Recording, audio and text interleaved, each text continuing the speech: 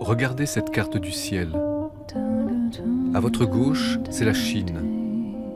Au milieu, ce trou noir sans aucune lumière, c'est la Corée du Nord. Et plus bas, cette énorme tache blanche, c'est la Corée du Sud. Après la guerre de Corée qui a opposé de 1950 à 1953 le Nord, communiste, au Sud, pro-américain, la Corée du Sud était considérée comme le troisième pays le plus pauvre de la planète, juste avant le Soudan.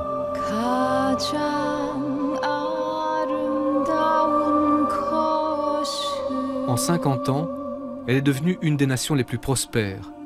Comment ce miracle a-t-il eu lieu, alors que le pays est toujours en guerre avec son frère du Nord, qui ploie depuis bientôt 70 ans sous le joug du régime communiste? Venant de Beyrouth, une ville divisée pendant 15 ans entre chrétiens et musulmans, le miracle coréen m'a toujours intrigué et fasciné.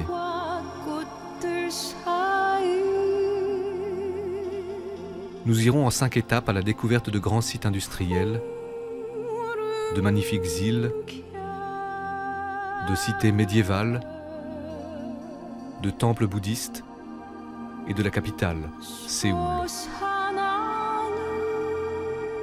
Je vous emmène à la rencontre des fabricants du miracle coréen. Artistes, écrivains, industriels, paysans et religieux. Ceux qui ont fait de ce pays, 7 fois plus petit que la France, cette exception dans notre monde tumultueux.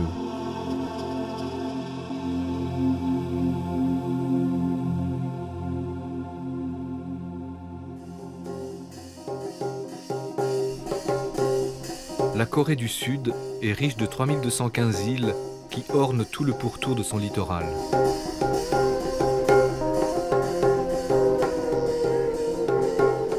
Ces territoires jouent un rôle politique et émotionnel de premier ordre dans l'imaginaire des Coréens.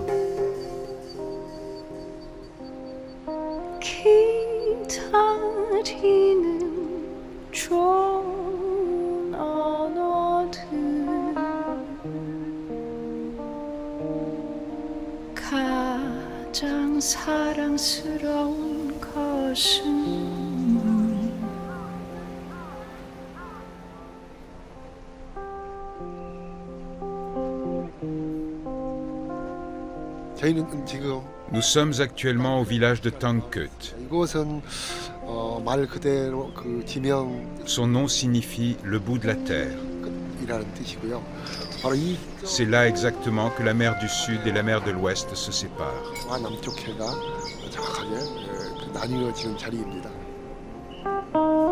Chul Woo-lim, romancier incontournable, a bâti toute son œuvre en s'inspirant de la vie des insulaires et de leur monde intérieur.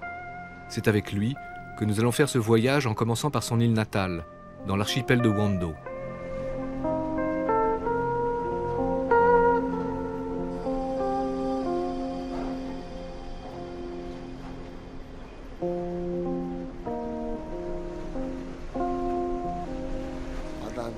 La mer. Je suis un fils de la mer. J'ai dû naître dans l'océan. Je suis né dans les vagues de la mer.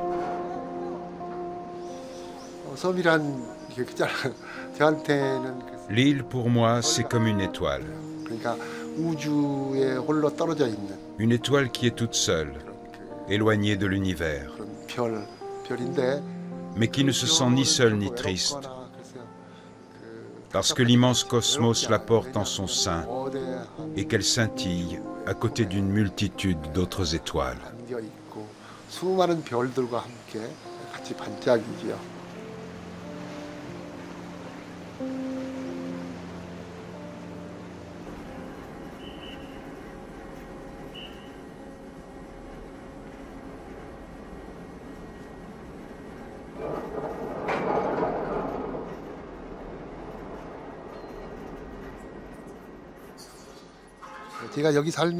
Aujourd'hui, tous les bâtiments sont en briques.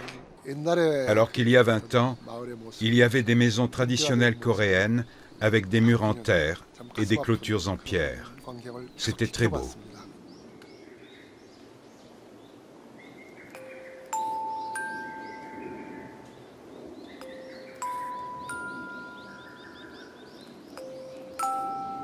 Dans une petite île de l'archipel de Wando est née la littérature coréenne. Le grand poète et écrivain du XVIIe siècle, Go San-yoon, y a été exilé. Chul Woo-lim nous conduit dans la maison de Go San-yoon, où est née son œuvre maîtresse, le calendrier du pêcheur.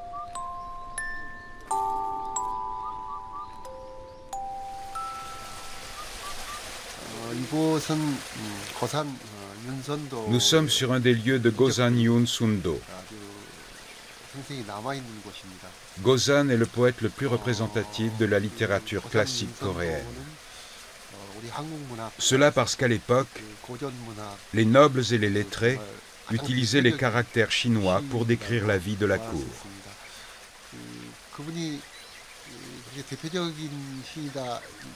Mais Gosan a choisi d'écrire en coréen.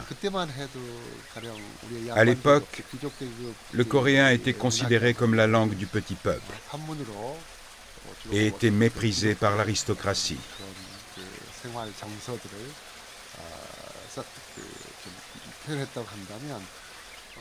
Gosan est le premier à écrire en coréen. Il a quitté la cour, a choisi cet endroit isolé et a décrit dans ses œuvres la vie des petites gens.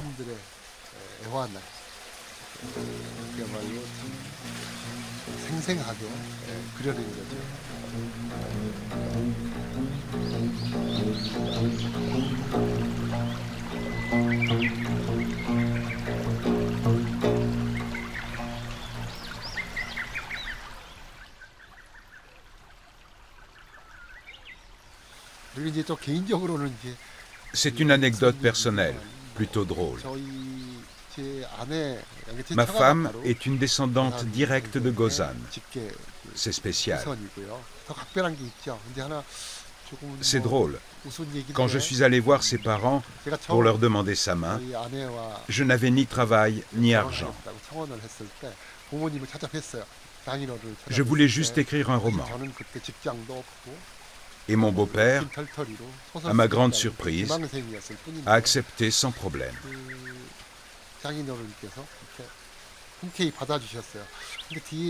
Plus tard, il m'a confié qu'il avait apprécié le fait que je voulais écrire, faire de la littérature.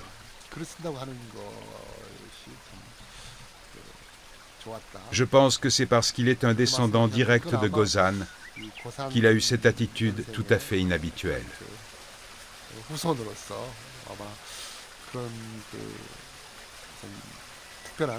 Moi, je suis issu d'une famille roturière. Ma femme me dit toujours qu'elle est issue de la noblesse.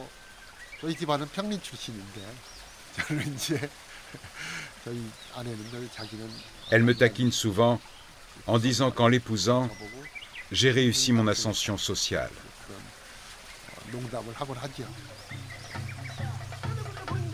Ça va? Mais qu'est-ce que je vous raconte?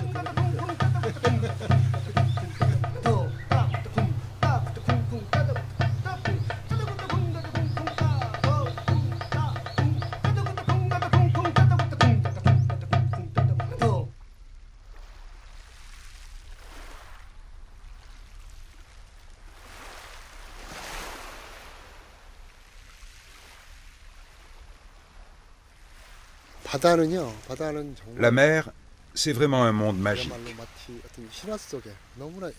C'est ainsi qu'on en parle dans la mythologie et les contes. Quand on vit sur cette île, la couleur de la mer change à chaque instant de la journée. Surtout le soir, après avoir éteint la lumière et s'être allongé pour dormir, la tête sur l'oreiller, on entend alors une multitude de sons forts.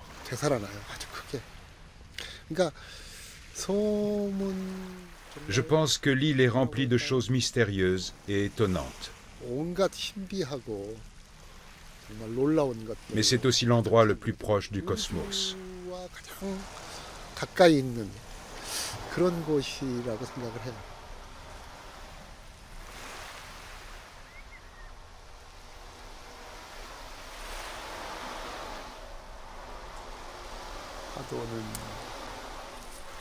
Les vagues sont des chuchotements ou des chansons. Les chuchotements que la terre, le cosmos et la mer nous murmurent.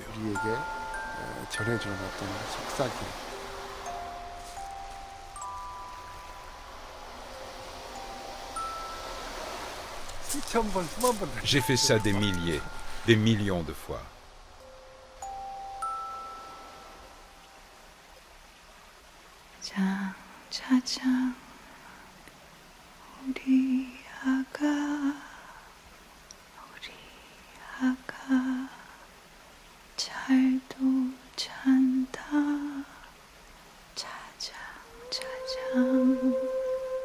Selon une tradition chamanique qui remonte à la nuit des temps, les Coréens choisissent un totem protecteur autour duquel ils bâtissent leur village.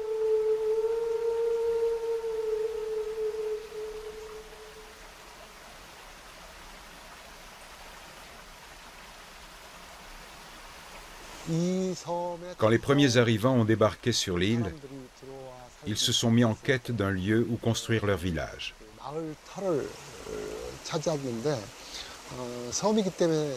Comme ils étaient sur une île, ils ont cherché une terre arable.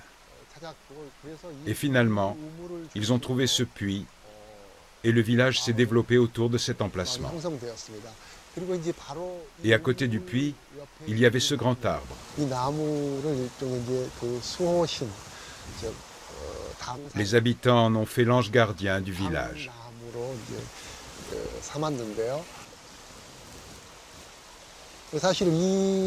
Ce site est si sacré que les habitants n'y entrent pas à tout bout de champ. Son accès est réservé à quelques privilégiés. Et le site n'est ouvert qu'une fois par an pour la cérémonie des ancêtres.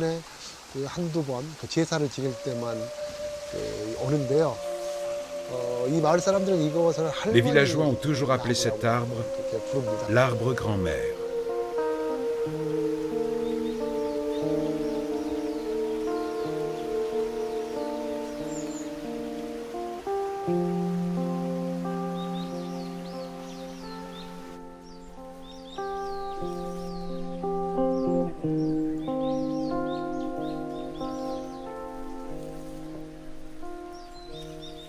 À cause de la guerre et de la reconstruction effrénée du pays, les jardins coréens ont presque tous été détruits.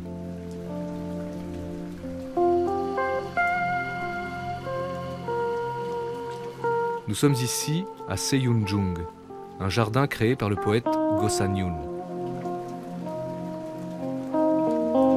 Ce jardin est l'illustration de l'art paysager coréen.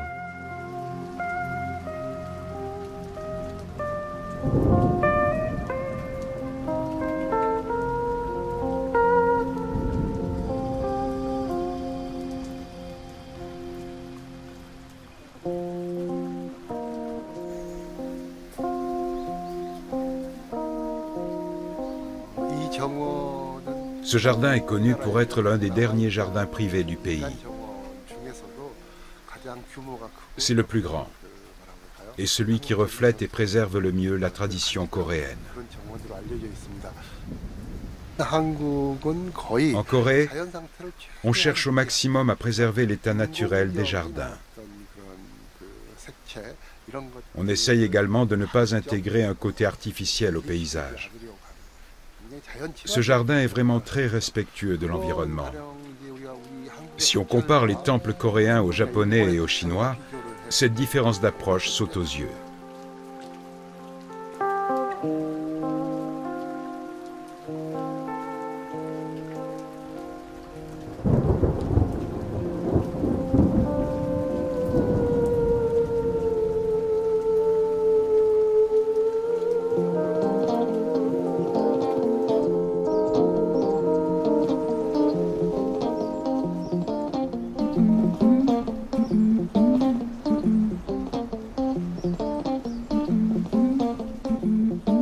Nous sommes maintenant sur l'île de Jeju, situé à 85 km de la péninsule. Jeju a été pendant 1000 ans un État indépendant de Corée. On l'appelait le royaume de Tamna.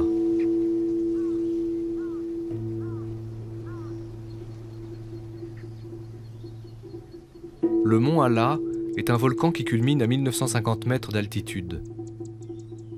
Il trône au beau milieu de l'île et en est en quelque sorte la figure tutélaire.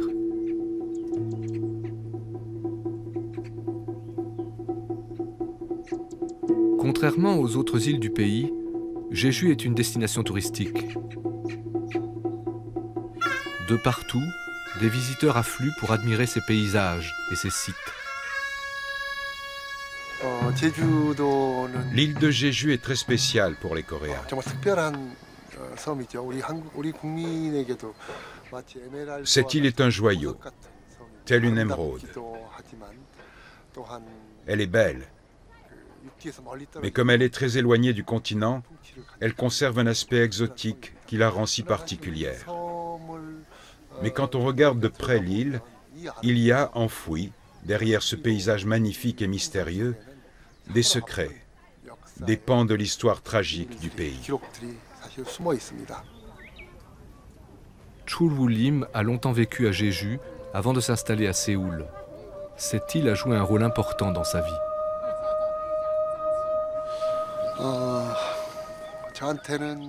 Pour moi, les 3 années passées sur cette île étaient des années marquantes, où j'ai été guéri mentalement et physiquement.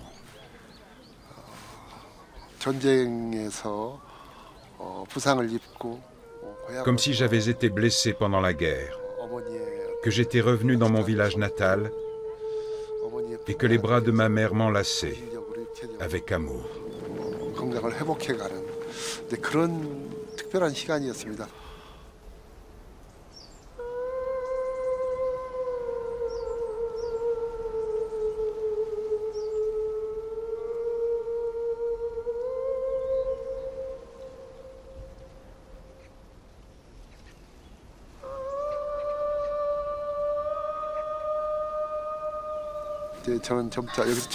C'est à Jeju que j'ai appris à conduire.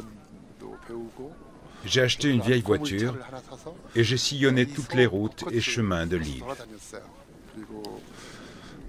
Et enfin, c'est ici que je me suis converti au catholicisme et été baptisé. Avec ma femme, on s'est promis que lorsqu'on serait âgé, on passerait la fin de notre vie à Jeju.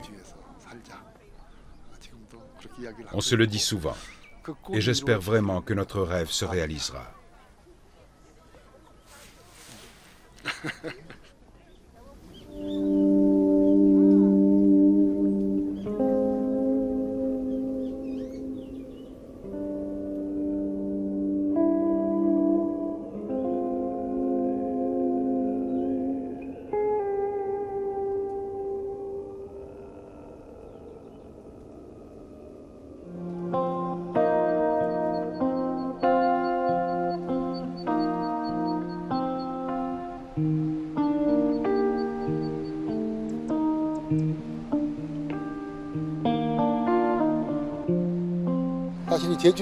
En fait, l'île de Jeju a connu une longue histoire d'invasion.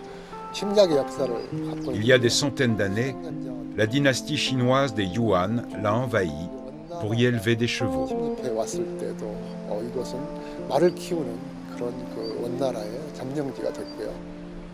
Lors de la colonisation japonaise, l'île a été utilisée comme station d'observation par l'armée japonaise et a été très endommagée.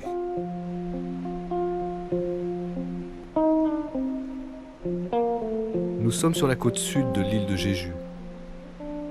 Il y a 250 000 ans, le volcan du mont Halla a fait éruption et sa lave a coulé dans la mer. Elle s'est refroidie et a construit sur cette côte ces magnifiques, énormes falaises en forme de colonne.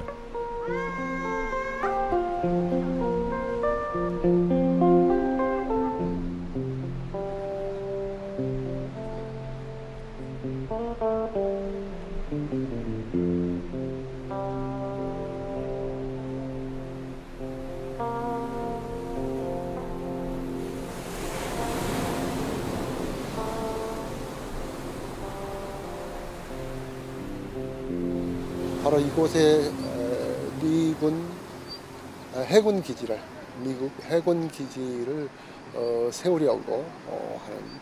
C'est ici que la marine américaine a le projet de bâtir une immense base navale.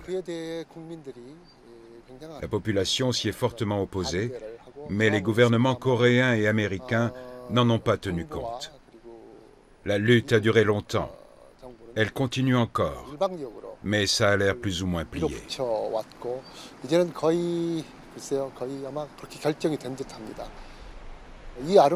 Ils ont ignoré la beauté de cette côte, ainsi que la vie des habitants de Jeju, pour créer une base navale importante qui servira d'avant-poste pour toute l'Asie du Nord-Est. Ce chantier a détruit la côte, et on ne sait pas vraiment si cette base a une utilité quelconque.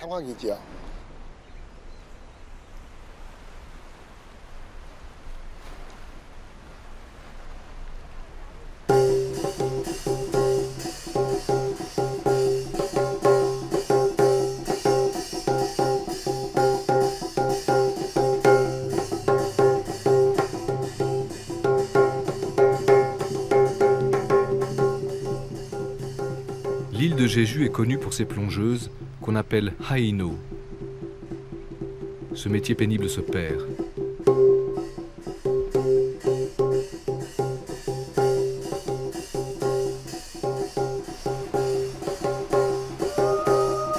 Ces femmes plongent près des récifs pour ramener aux amateurs des poulpes, des oursins et des huîtres sauvages.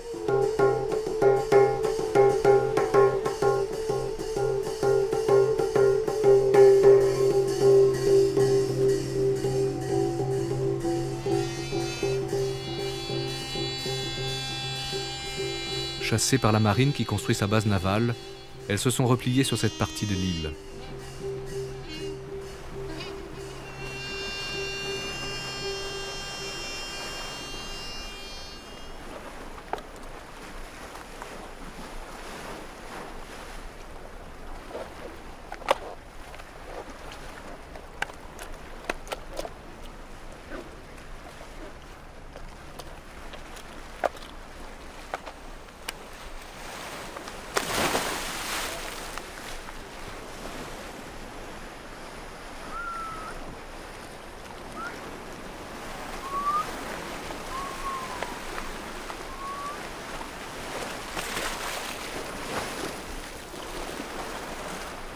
Madame, quel âge avez-vous?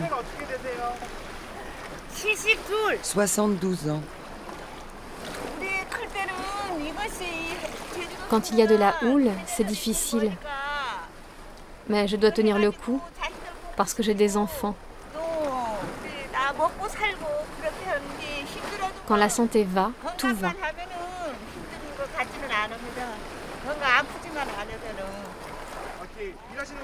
C'est difficile?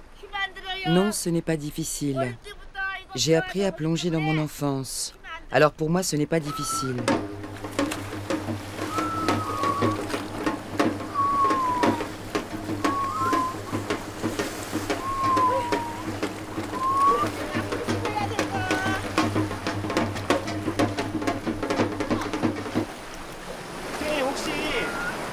Si vous aviez une autre vie, quel serait votre rêve? Je ne referai pas ça. Je m'y suis déjà frottée, ça suffit.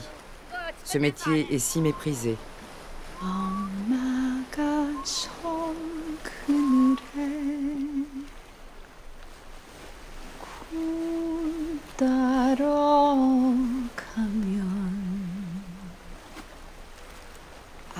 아기가 혼자 남아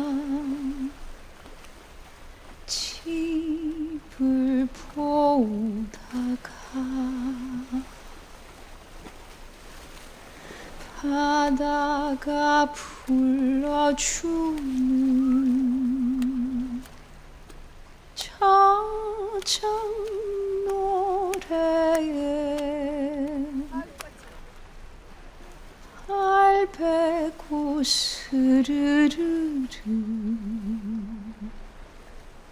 잠이 듭니다.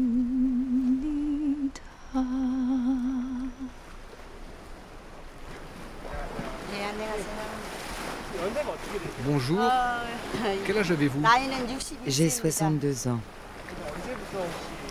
Vous plongez depuis longtemps? Ça fait 37 ans que je plonge. J'ai commencé vers l'âge de 23 ans.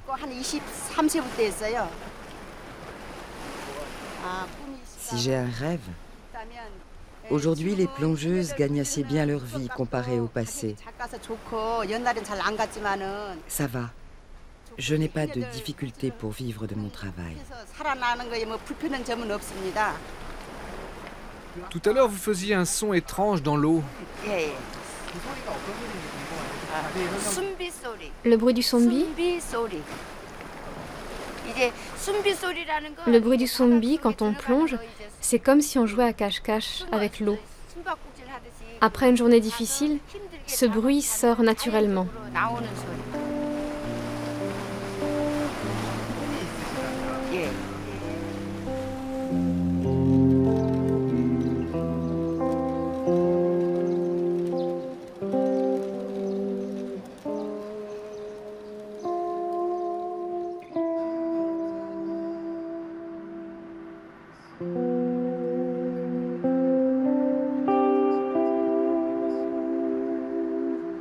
La marine coréenne, en association avec la marine américaine, a décidé de construire une gigantesque base navale capable d'accueillir des porte-avions. Elle a porté son dévolu sur un des plus beaux sites de la côte de Jeju, privant de nombreux pêcheurs de l'île de leurs réserves. Chul Woo-lim rencontre à l'occasion de sa visite à Jeju Monseigneur Kang, l'évêque catholique de l'île, qui mène un combat désespéré contre la construction de cette base.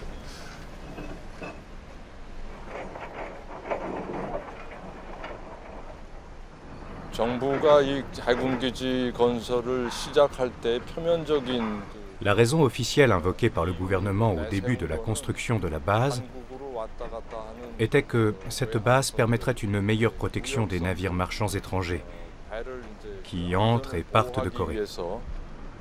해군 함정이 출동하려면 육지에서부터 육지에 있는 항구에서부터 출발하면은 늦고 표면적인 이유를 내걸었지만 C'était la raison invoquée. 또 뭐 국가 안보적인 Il était aussi question de sécurité nationale.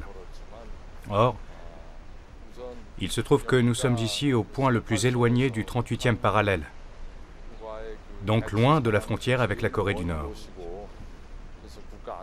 Parler de sécurité nationale est vraiment exagéré.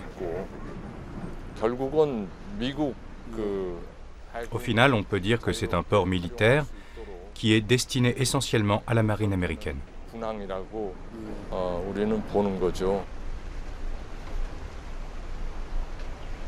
L'Église catholique de Corée s'est opposée à cette décision du ministère de la Défense du pays et surtout à la manière dont les insulaires ont été dépossédés de leur gagne-pain. Cette terre a subi la répression du 3 avril 1948, qui est une tragédie sans nom. Donc voir l'armée pénétrer à nouveau sur cette terre et construire cette immense installation militaire, c'est vraiment se moquer des gens de Jeju.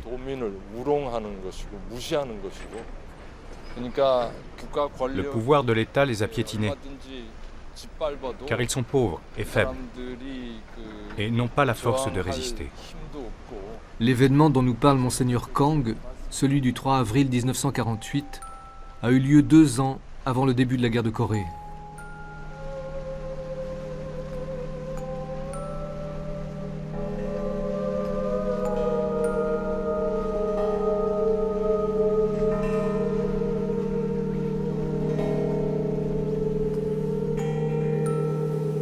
Ce 3 avril, la population de Jeju, qui était très pauvre, se soulève contre l'État central de la Corée du Sud. Ce dernier, effrayé que cette révolte ne soit téléguidée par les communistes de la Corée du Nord, dépêche la troupe. Le soulèvement est réprimé avec la plus grande brutalité. Plus de 170 villages sont rasés et on dénombre entre 20 et 80 000 victimes, dont des femmes, des vieillards et des nourrissons.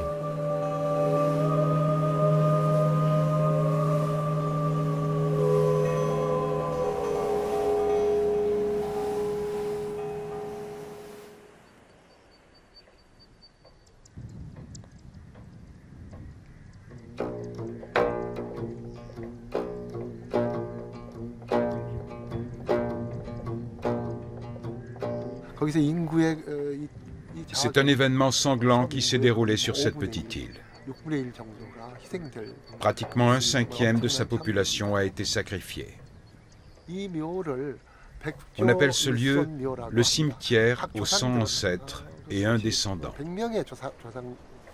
Ça veut dire qu'il y avait énormément d'ancêtres, 100, et qu'on est tous et chacun leur unique descendant. C'est poignant.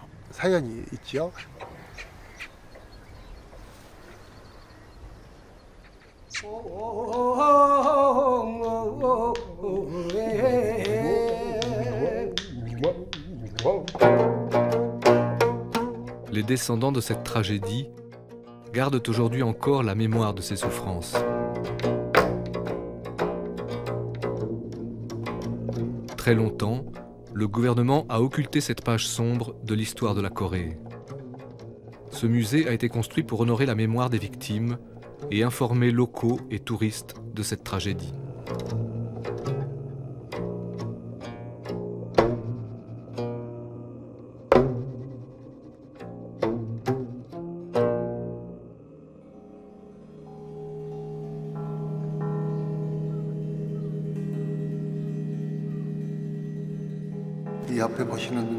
Ce que vous voyez ici est une pierre tombale. Pourquoi cette stèle est-elle couchée ici, au lieu d'être érigée dans un cimetière?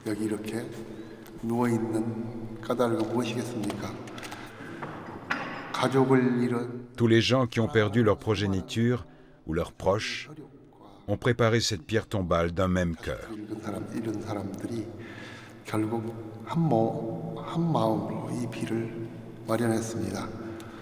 Si on n'y a encore rien inscrit, c'est parce que les morts n'ont pas encore eu le traitement qu'ils méritaient.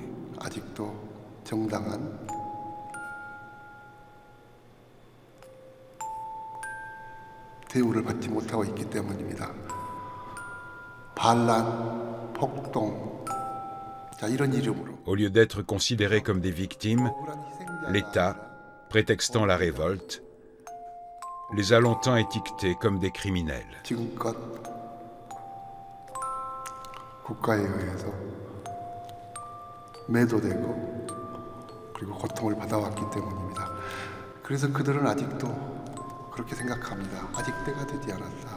Les habitants de Jeju ont décidé que tant que la vérité sur ces morts vaines n'aura pas éclaté au grand jour,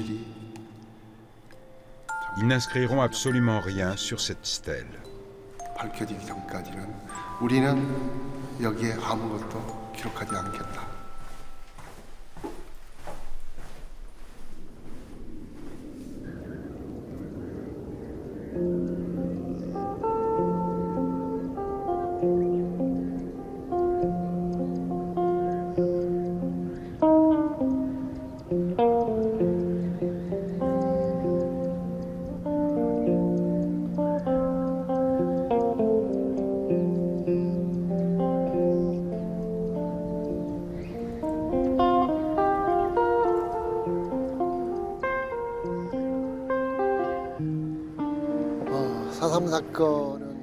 Le massacre du 3 avril a eu lieu en 1948, après la Deuxième Guerre mondiale et au début de la guerre froide.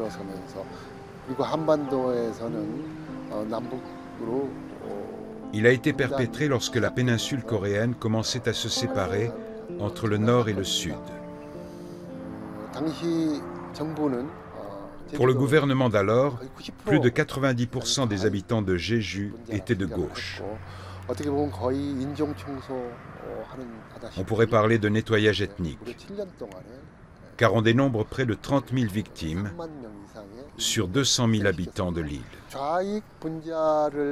Le gouvernement voulait soi-disant se débarrasser des partisans de gauche, mais en réalité, ça a été un carnage où jeunes, vieux, hommes, femmes, nourrissons ont été exterminés, sans distinction aucune.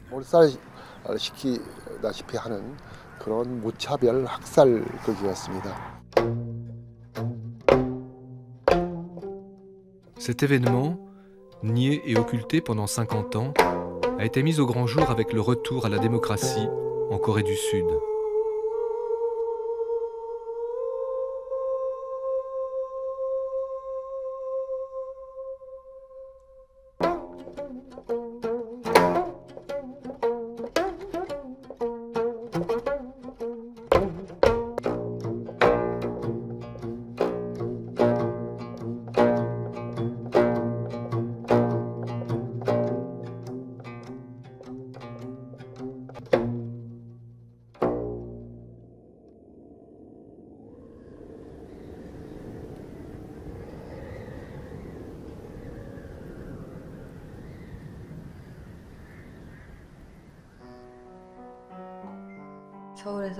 On vient de Séoul, mais on ne vivait pas dans le même quartier.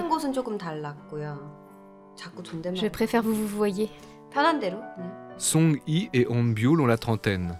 Ils sont originaires de Séoul. Ils vivent ensemble depuis quelques années, mais ne sont toujours pas mariés. Ils se sont installés il y a quelque temps à Jeju. En Corée, la tradition est si forte qu'ils sont obligés de cacher leur amour à leurs parents.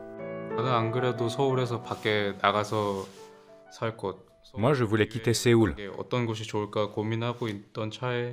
s'est rencontrés dans un café et elle m'a dit qu'elle voulait faire du surf à Jeju.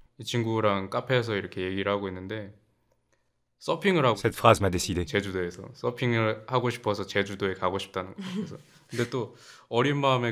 J'étais encore jeune et ça me semblait romantique.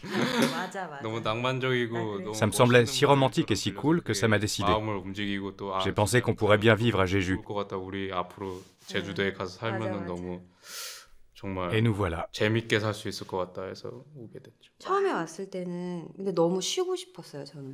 Au début, je voulais me reposer. J'avais travaillé sans relâche en ne dormant que 3-4 heures par nuit. Quand je suis arrivée à Jeju, je n'avais pas envie de recommencer à travailler comme une dingue. Et c'est pour ça que pendant 1 an, elle s'est amusée. C'est vrai, je me suis amusée.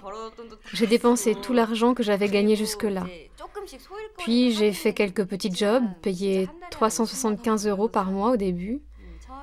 Pendant 8 à 9 mois, j'ai continué à ne rien faire de très sérieux, en cumulant des petits boulots.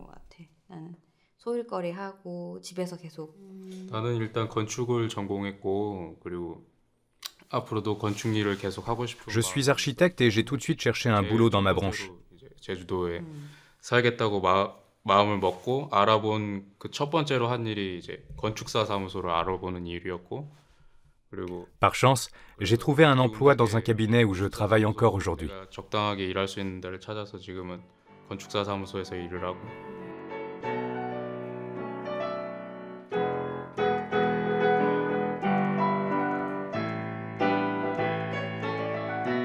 특히나 이게 모르겠어요. En Corée, les parents qui ont une fille s'inquiètent toujours. Des parents qui ont une fille et qui acceptent qu'elle vive en concubinage librement et lui disent juste « fais attention », ça n'existe pas.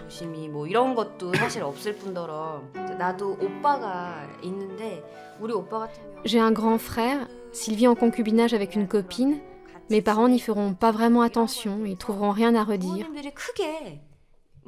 Mais si c'est moi, leur fille, alors ils commencent à stresser. Ils me disent toujours « Sung-hee, le concubinage, c'est hors de question pour toi. »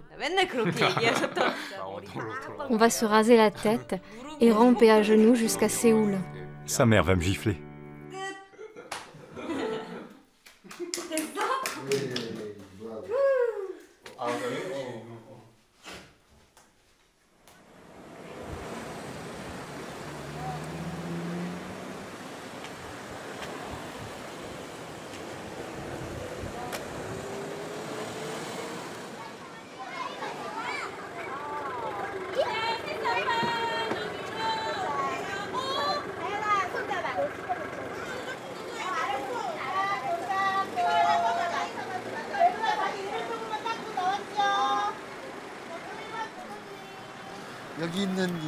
Ce grand-père en pierre, ici, est, tel que son nom l'indique, une sculpture en roche volcanique de Jeju.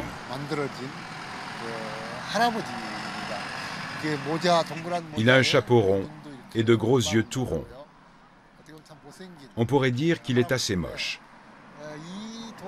Mais on ne sait pas exactement quand ce Harubang, ce totem en pierre, a élu domicile à Jeju. On sait seulement que c'était l'ange gardien du village. Et pour les habitants, c'est un être familier. Aujourd'hui, il est le symbole de Jeju.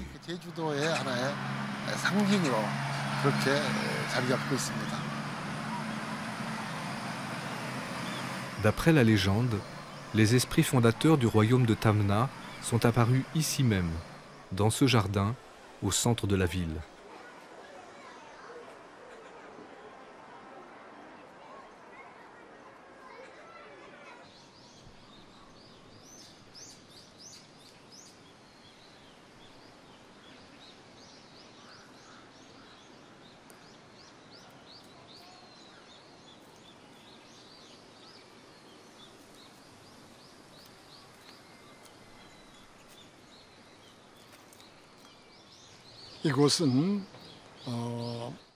Cet endroit est le lieu d'où il y a 4300 ans, les trois dieux, Goela, Yangela et Boela, ont jailli de terre.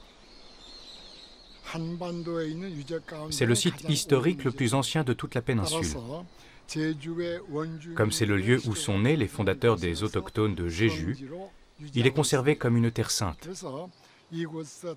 Et c'est pourquoi les descendants de Goela, Yangela et Boela ont créé la fondation des trois noms, Go Yang Bu. Et moi, je suis le représentant qui gère cette fondation.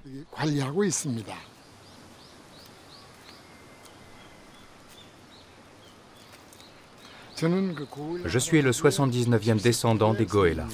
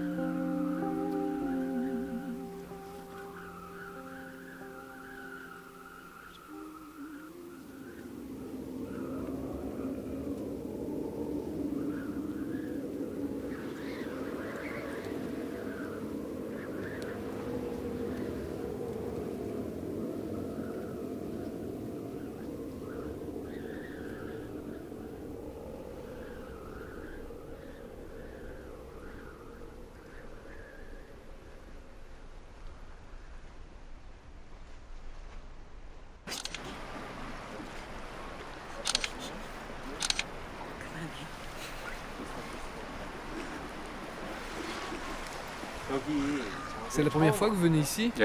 Oui, c'est la première fois. On est souvent passé devant le volcan Seongsang Ilchubong, mais jamais de ce côté-ci. On ne savait pas qu'il y avait une route. C'est beau. À côté, il y a un champ. Et là, les rochers sont très beaux aussi. Ça m'apaise.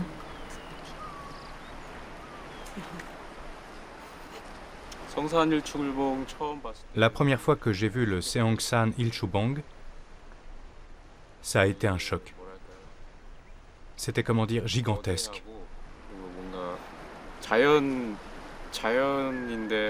La nature, les pierres ne sont pas vraiment vivantes. Mais là, j'avais l'impression qu'elles l'étaient. Parfois, on voit des formes vivantes. Il dit que ça ressemble à Godzilla recroquevillé. Contrairement aux autres lieux de l'île, quand je contemple le Seongsan Ilchubong, ces oriums, ces cratères, j'ai souvent l'impression que des monstres y vivent. Mais quand je parle de monstres, ce ne sont pas des entités violentes ou destructrices, mais plutôt des êtres vivants magnifiques et énormes.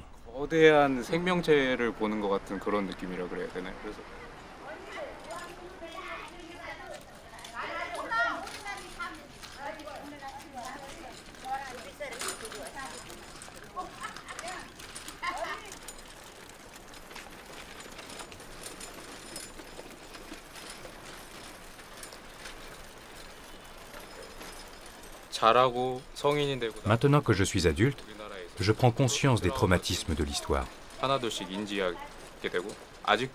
Toutes ces choses horribles qui se sont passées ont des conséquences sur notre vie d'aujourd'hui. Les blessures sont encore vives.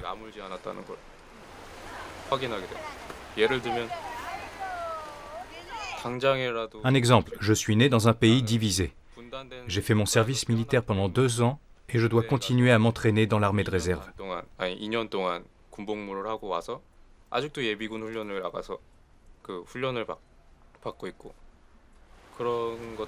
Et puis, une chose m'obsède, sans doute parce que je suis architecte, c'est la disparition de tous les bâtiments anciens. Des pans entiers de notre culture ont également disparu. La tradition n'arrive plus à se perpétuer, la guerre ayant tout détruit. On vit dans un environnement avec une cassure. Le flux est rompu et on est désemparé.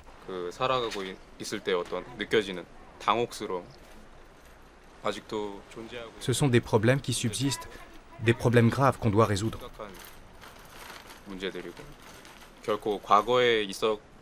Cette histoire n'est pas terminée.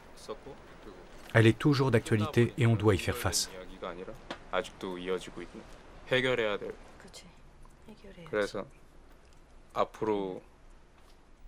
On doit en être conscient pour résoudre les problèmes ensemble, face à face, pour guérir et pour restaurer le flux brisé. Il faudra débattre sereinement de notre situation.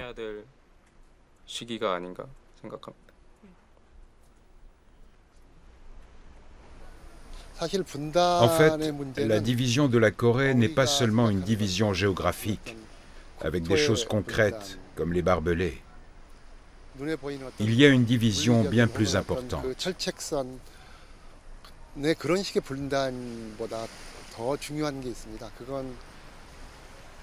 C'est la division qu'il y a dans nos cœurs. C'est pareil pour tous, que l'on soit au nord ou au sud.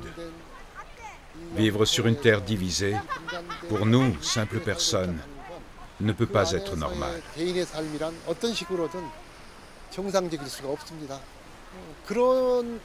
C'est notre réalité. Et pourtant, on fait comme si tout était normal. On se trompe en pensant qu'on vit de façon normale.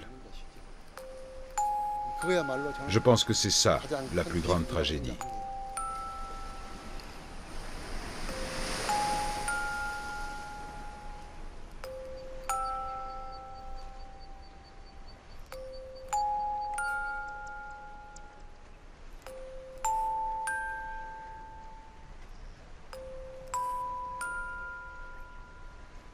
엄마가 섬 그늘에 굴 따러 가면 아기가 혼자 남아 집을 보다가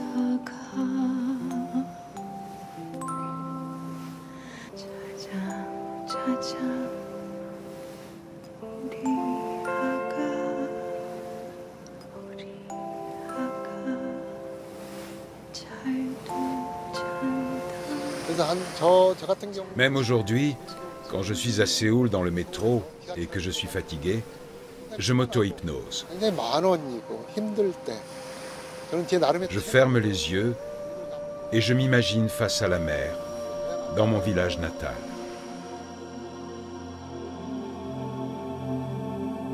Nous quittons les îles de Wando et Jeju, ces îles de beauté et de souffrance. Beyrouth me revient à l'esprit. Je reste alors admiratif de la manière dont les Coréens apprennent à se réconcilier avec leur passé douloureux et à préserver leur amour de la nature et de la mer.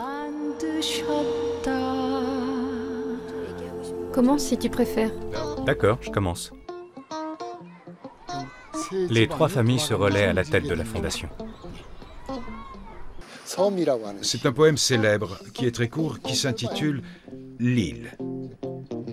Entre les hommes, il y a une île.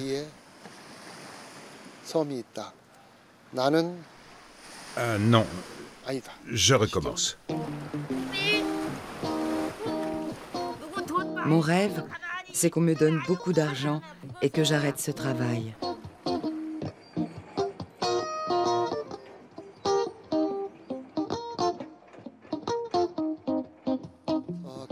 Voici le poème. Entre les hommes, il y a une île. Je veux aller sur cette île.